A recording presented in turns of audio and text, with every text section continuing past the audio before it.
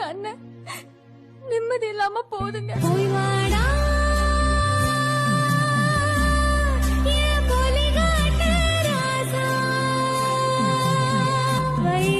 நதி நடந்தா வயக்காடு முந்தி விரைக்கும் வல்லவனி நீ நடந்தா புல்லு வெளி நெல்லு விளையும்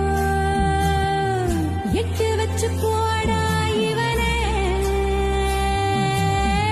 நெற்றிக்கண்